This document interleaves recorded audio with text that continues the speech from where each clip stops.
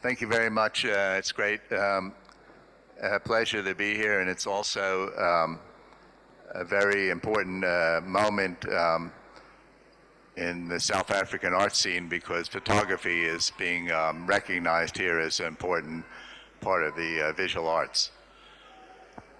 Okay, well, this lecture will be like a mini retrospective. If you've been to the Everard Reed show, you've seen that the work starts during the early 80s and continues in that show to the most recent work, which is called Asylum of the Birds, which Thames and Hudson will be producing a new book of early next year. So my talk will include the pictures, mostly pictures from the show, and try to give you an overall view of how my career evolved. The first project that I did in South Africa was called Dorps, Small Towns of South Africa. It was over a 4-year period, and during this 4 years, a number of very important things happened in my style. The first thing was I began to use a square format camera. The second thing, I began to use flash. And most importantly, I found the motifs in these homes in the Platteland that I would expand and transform for the next 30 years. So this was the cover to the book from 1986.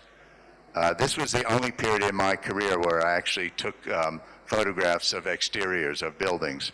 I never again went to the took photographs of architecture in the same way. So again, this was a place in the Platteland. During this time, I found a lot of breakdown, I wouldn't want to call it decay, but things weren't going well. These places were very isolated. And my purpose in this book was to capture a unique aesthetic of the small towns. That was actually my purpose. And so it had a partly a documentary sense. On the other hand, I was transforming the world around me through the cameras.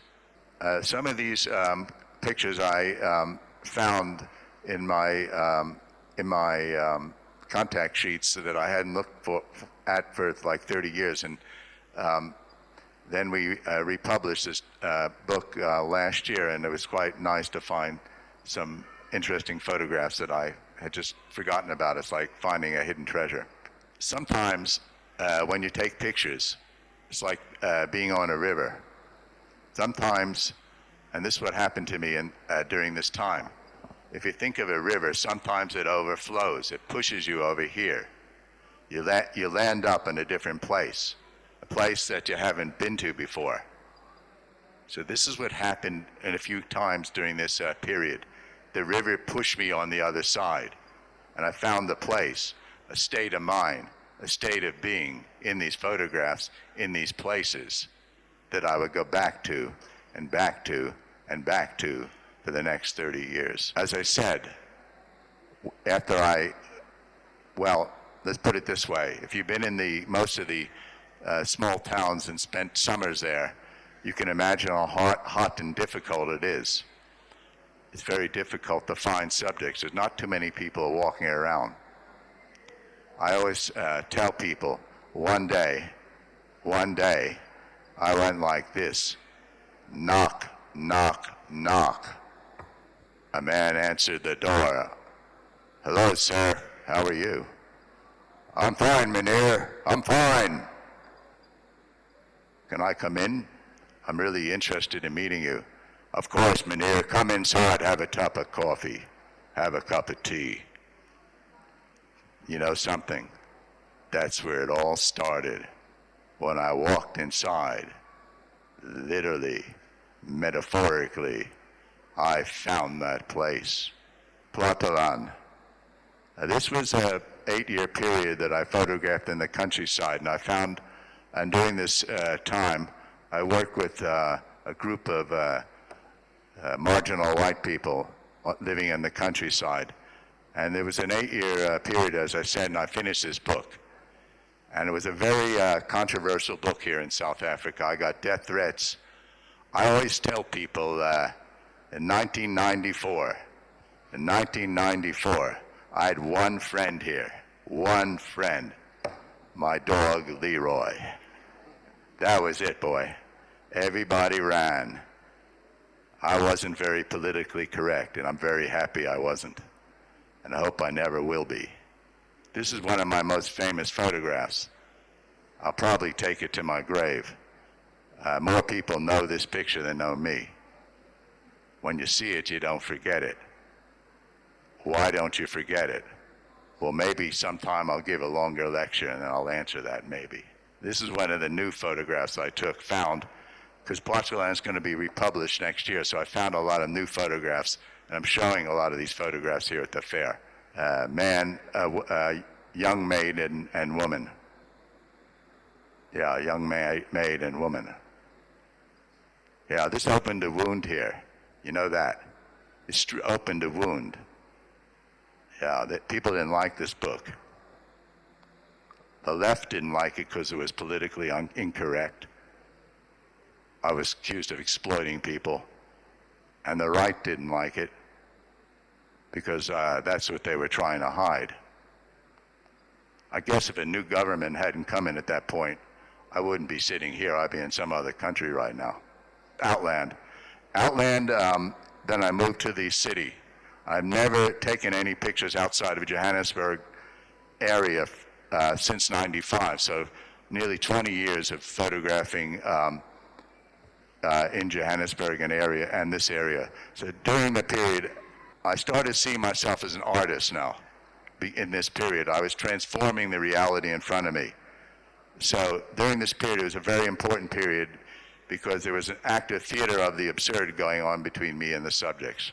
Eugene on the phone, head under wires, Elias coming underneath John's bed. These all have very interesting stories, and if I ever give a talk, you might be interested in hearing about them.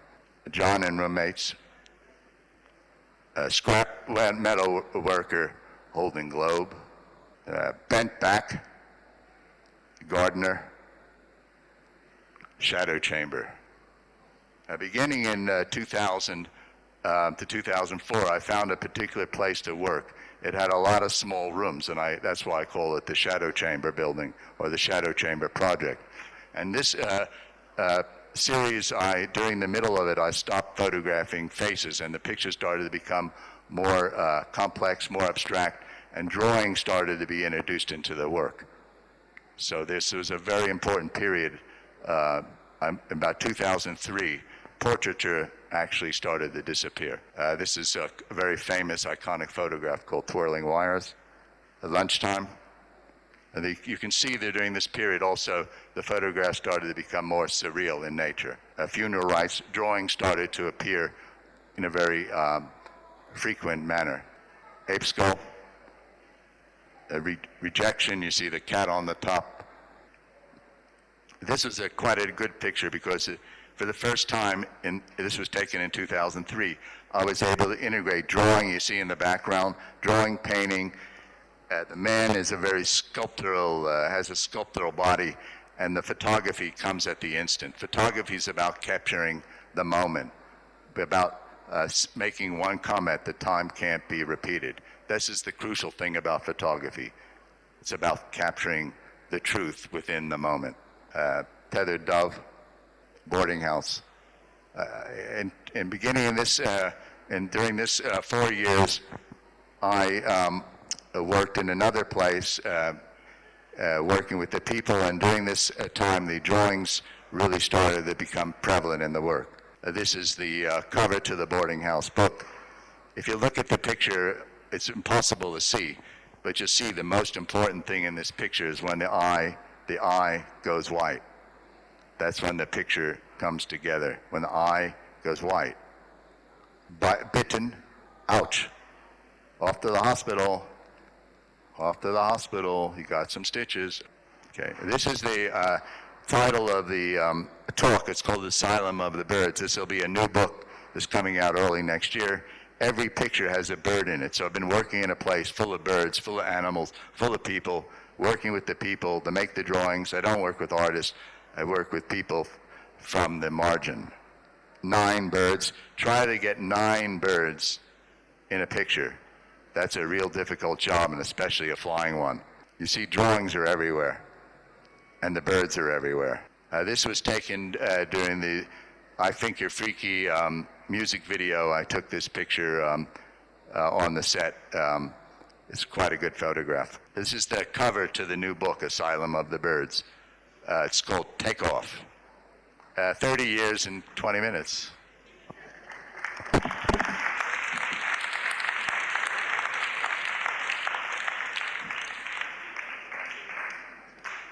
Earlier when I introduced you, I mentioned an element of surrealist, which seems to be very apparent. So can you talk about them? In addition to that also, your choice of photographing them in black and white. Are these scenes that you photograph in black and white or in color, or why this kind of decision? Well, first of all, I never do any color pictures. I never have, and I don't think I ever will. So you can't separate the meaning of my work from black and white. I like black and white because it's abstract, it's minimalistic, it doesn't have any pretense. So that's why I like black and white. The issue of surrealism, yeah, the pictures are going to another place. I don't like to talk about realism, surrealism. I really don't know what reality is about, I tell you the truth. I don't think anybody here can define reality. Reality is one of those words that started with Plato and will continue and continue to never be defined. So this is another reality. This is the reality of another place in my mind, a place that I get to more frequently and more able to define in all sorts of photographic ways. So this is a reality based on my mind, and if it finds your mind, it's based on your mind too. So I think good artwork has to not only be something that the artist finds himself in, but the viewer, the audience has to find their view, find that place as well, and the work should transform the subject's mind and stay with the subject's mind for some time. Thank you, Roger. It's your turn to ask questions, make comments. Thank you. Sorry for my English. It's not my native language. Obviously, you spoke about the artistic subject on the last pictures.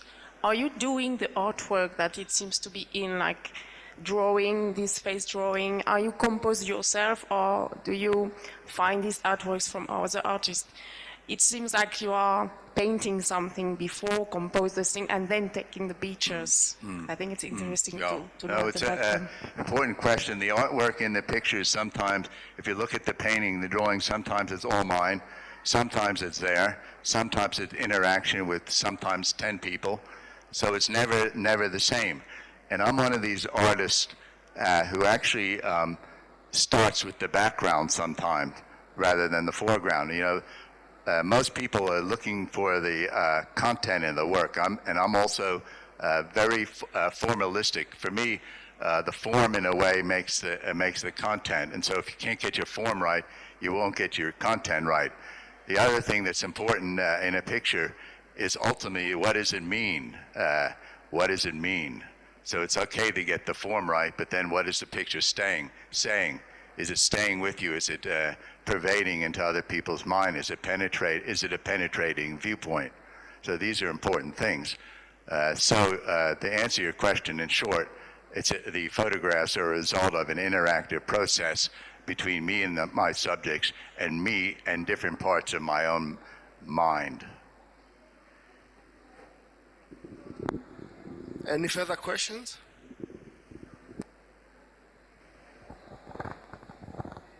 Hi, Roger. Hi. Hi. Do the subjects of your photograph, or the people in your earlier works, do they get to see the images again, and how do they feel about the way they were portrayed? And yeah. I always give the people the pictures.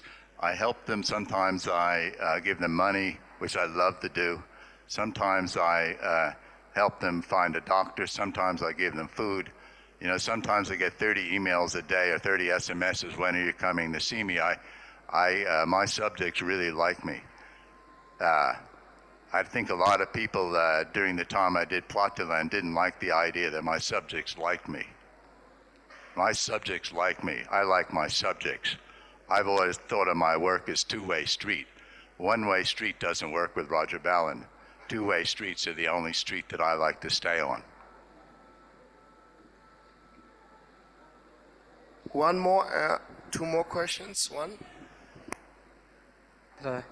I'd like to ask, was Plateland that river that kind of moved you into the mind space? That, Sorry, I can't hear so well. was Plateland the river that actually moved you in the space to the space of mind that your work is in now? Well, I think Plotterland, if I look back on it, had one effect on me. It made me realize that people found my pictures intense and interesting, and that I should put more time into taking photographs. I'm also a geologist. I have done that for 30 years. And so I did photography as a hobby for my first 50 years of my life. So I always tell people little steps make big steps. So I can't really tell you about all the big steps, because the big steps came as a result of lots of tiny little steps, and all of a sudden I found myself there, like I'm finding myself here. Thank you. Question, one last question, comment?